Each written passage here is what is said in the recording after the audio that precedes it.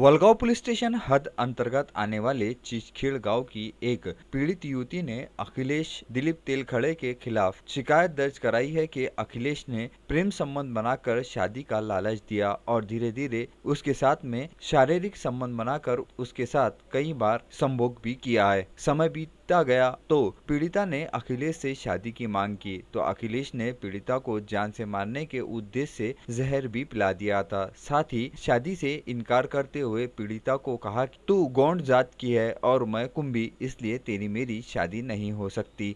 इस बात से आहत होकर पीड़िता ने जुबानी रिपोर्ट वलगांव पुलिस स्टेशन में दर्ज कराई है।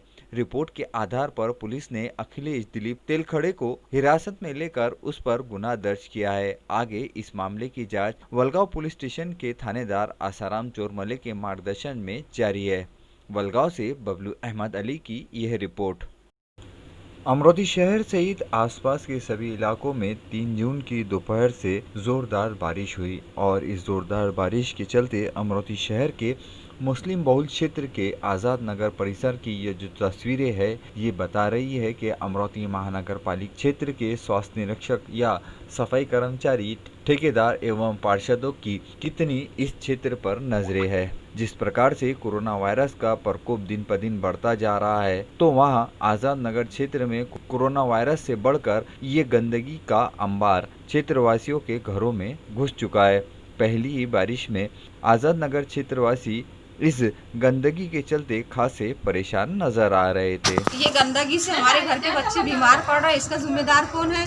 ये देखो नाले का पानी सब हमको हाथों से उठाना पड़ रहा, कचरा पूरा हमारे घर के सामने जम गया, हमारे आंगनों में भर गया, हमारे घरों में भर गया। सांप बिच्छू आ रहे हैं हमारे घर में, छोटे छोटे बच्चे उसमें खेल रहे हैं। ये देखो हमारे यहाँ के बच्चे कैसे घूम रहे हैं सब रोडों में। इधर आओ कचरा उठाने का बोल रहे, नाले साफ करने का बोल रहे तो कर नहीं रहे। इतनी परेशानी जा रही है हमको। आज़ाद नगर वासी ये सोचकर परेशान हैं कि स्वच्छता के संदर्भ में महानगर पालिका बेबस है या सफाई कर्मचारी, क्षेत्र के पार्षद परेशान है या स्वास्थ्य निरीक्षक, या आज़ाद नगर वासी परेशान है या परेशानी इन पर भारी पड़ रही है। कुछ भी हो, लेकिन जहां आज़ाद नगर क्षेत्र में जिस प्रकार से गंदगी भरा ये माहौल आपके नज़रों के सामने नज़र आ रहा है, क्या इस गंदगी भरे माहौल में बीमारियों का प्रकोप नहीं बढ़ेगा? पहली ही बारिश में आज़ाद नगर वासियों द्वारा ये जो सफाई के संदर्भ में बात कही जा रही, ये बिल्कुल ठीक है कि नहीं? तुम बोल रहे हैं क्या मुँह को कपड़ा बांध के रखो, मुँह को कपड़ा बांध रहे हैं तो हलक के अंदर जा रहा पूरी बस। आके देखो आज़ाद नगर की दुर्दशा क्या है, बच्चे कैसे घूम रहे हैं यहाँ पर पानी में। इसमें ये तो अभी जरा सा की पानी आया तो इतनी बुरा हाल है। अभी तो 4 महीने की बारिश बाकी है, 4 महीने की बारिश में हमारा क्या हाल होगा? तुम जरा नगर सेवक को बोलो कि हमारे पुल का काम कराओ करके। काम करते उठते उड़ता चले जाते, बोलो वोट मांगने को बराबर आते। पानी घुसा बोलना घरों में, बोलो बोले ना पानी बोलिए बोलिए हम लोग काम है, पानी घुसा घरों में। ले उधर की आज़ाद नगर क्षेत्र के पार्षद हो या स्वास्थ्य निरीक्षक, सफाई कर्मचारी हो या ठेकेदार, सब के सब आखिर कहाँ मजबूर है? क्या आज़ाद नगर वासियों द्वारा पार्षद को वोट नहीं दिया गया था? क्या स्वास्थ्य निरीक्षक को महानगर पालिका द्वारा मानधन नहीं दिया जा रहा, या सफाई कर्मचारियों को भी मानधन नहीं दिया जा रहा, या उस ठेकेदार को मानधन नहीं दिया जा रहा? ऐसे अनेक सवाल आज़ाद नगर वासियों द्वारा उठाए जा रहे हैं, किंतु कहीं न कहीं इस संदर्भ में शासन प्रशासन की अनदेखी के चलते आज़ाद नगर वासियों को पहली बारिश में खासी परेशानी का सामना करना पड़ रहा है। जहां हम आज अपने घरों के सामने ज़रा सी गंदगी बर्दाश्त नहीं कर सकते हैं, ऐसे समय में नालियों का गंदगी भरा पानी आज़ाद नगर वासियों के घरों में घुस गया है। और क्या इस गंदगी भरे माहौल में इनके स्वास्थ्य का आखिर जवाबदार कौन होगा? लॉकडाउन के 5वें चरण के बाद 3 जून को अमरोती शहर में सुबह कुछ बाज़ारों में रौनक नज़र आने लगी। बाज़ारों में जहां कपड़ों के शोरूम बंद थे तो वहीं फुटपाथ पर अनेक छोटे मोटे कपड़े के व्यापारी अपना व्यवसाय करते हुए नज़र आ रहे थे।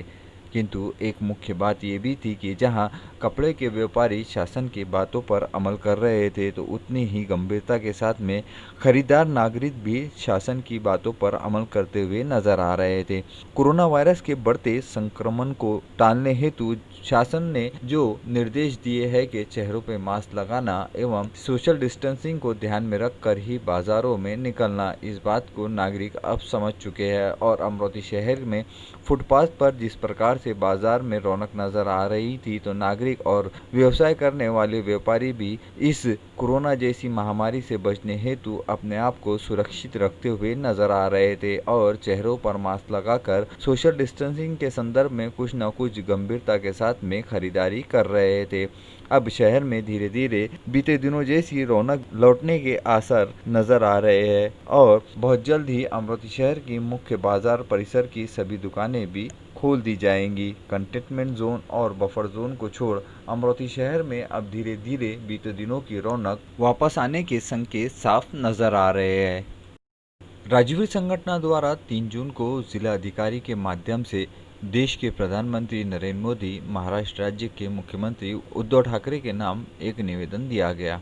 इस निवेदन में इस बात का मुख्य रूप से उल्लेख किया गया कि बीते 23 मार्च से जो लॉकडाउन घोषित किया गया था उसके बाद से अब तक 72 दिन बीत चुके हैं और आने वाले समय में बारिश का मौसम रहेगा जो कि 4 महीने तक चलता है। कुल मिलाकर 5 महीनों के इस लंबे अंतराल में उन गरीबों का क्या जो स्लम एरिया झोपड़पट्टी क्षेत्र में रहते हैं, रोजाना कमाकर रोजाना खाते हैं। ऐसे गरीब और मेहनतकश नागरिकों के हित में यदि शासन द्वारा लॉकडाउन की कालावधि के समय का पानी और इलेक्ट्रिक का बिल माफ़ किया जाए तो ये उन गरीबों के लिए एक बहुत बड़ी राहत होंगी, क्योंकि जिस प्रकार से लॉकडाउन में संपूर्ण व्यवसाय और कारोबार बंद थे तो वो कहाँ से लाकर कहाँ से कमा कर खा रहे थे ये उन्हें ही पता था। और आने वाले समय में बारिश का मौसम रहेगा और सभी प्रकार के व्यापार पूरी तरीके से अपने बीते समय के अवस्था में आने में काफ़ी समय लगेगा। यदि ऐसे समय में देश के प्रधानमंत्री और राज्य के मुख्यमंत्री ने इन गरीब मजदूरों के हित में सोचकर यदि इनका पानी और इलेक्ट्रिक का बिल माफ़ कर दिया तो ये एक सराहनीय कार्य होगा। और इस संदर्भ में क्या ऐसे अहम मुद्दे थे, आइए जानते हैं राजवीर संगठन के संस्थापक अध्यक्ष रहमत खान पत्रकार से। आज राजवीर जनहित संगठन की ओर से माननीय जिलाधिकारी साहब के मार्फत भारत के प्रधानमंत्री श्री नरेंद्र मोदी साहब और महाराष्ट्र के मुख्यमंत्री श्री उद्धव जी ठाकरे साहब को हमने इस आशय का निवेदन दिया है कि तकरीबन आज की तारीख से लेके तो 4 से 5 महीने तक से हो गए हैं लॉकडाउन के लिए। और इस लॉकडाउन की परिस्थिति के अंदर में झोपड़पट्टी वासी, मोल मजूरी करने वाला, ऑटो रिक्शा, हाथ गाड़ी वाला, गौंडी काम वाला, स्लम परिसर में जीवन यापन करने वाला व्यक्ति, मान लो अब इस लॉकडाउन की कालावधि के बाद में इलेक्ट्रिक बिल, बिजली बिल आता है तो वो व्यक्ति कहाँ से भरेगा?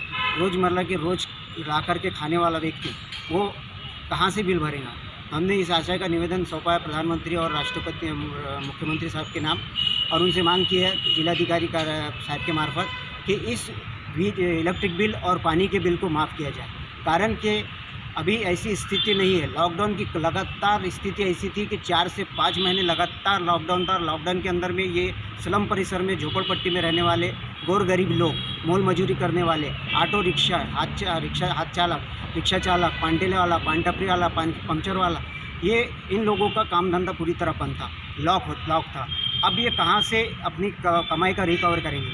अगर ऐसा ही रहा तो लोगों को तो, शासन को तो वैसे भी लॉकडाउन से वैसे भी लोग मर ही रहे हैं, अनाज की आपूर्ति नहीं हो पा रही है, वो खा नहीं पा रहे हैं, अनाज नहीं मिल रहा है। तो सबसे बेहतर है कि शासन ने ये चाहिए कि अभी शासन से विनती करते हैं, नर्म विनती है राजवीर संगठन के माध्यम से कि पानी का बिल और इलेक्ट्रिक बिल, बीज बिल, इसको माफ़ किया जाए। अब ये गरीब लोगों की परिस्थिति नहीं है बीज बिल, इलेक्ट्रिक बिल भरने की और पानी का बिल भरने की, तो इसलिए शासन इस पर विचार करे, अपने दिल से विचार करे और दिल से विचार करने के बाद में इसका पर इलेक्ट्रिक बिल और पानी का बिल माफ़ करे। ये राजवीर संगठन की तरफ से विनती है और इस पर गंभीरता से विचार करना चाहिए गरीब जनहित के इसमें और गरीबों के हित में शासन में, तभी जाकर के बिल माफ़ होगा और इलेक्ट्रिक बिल माफ़ होगा, पानी का बिल माफ़ होगा। हम यही आशा करते हैं क्योंकि 4 से 5 महीने की लगातार लॉकडाउन की परिस्थिति से पहले ही गरीब मर चुका है। आधे से ज़्यादा परेशान हो चुका है। और अभी इस 4 से 5 महीने रुक कर के अगर बिल, इलेक्ट्रिक बिल आता है, पानी का बिल आता है, तो ये गरीब कहाँ से भरेगा? इसलिए सामान्य नागरिक कहाँ से भरेगा? यही पैटर्न संपूर्ण महाराष्ट्र में लागू करना चाहिए, संपूर्ण देश में लागू करना चाहिए कि इनका इलेक्ट्रिक बिल और बिजली का बिल माफ़ करें।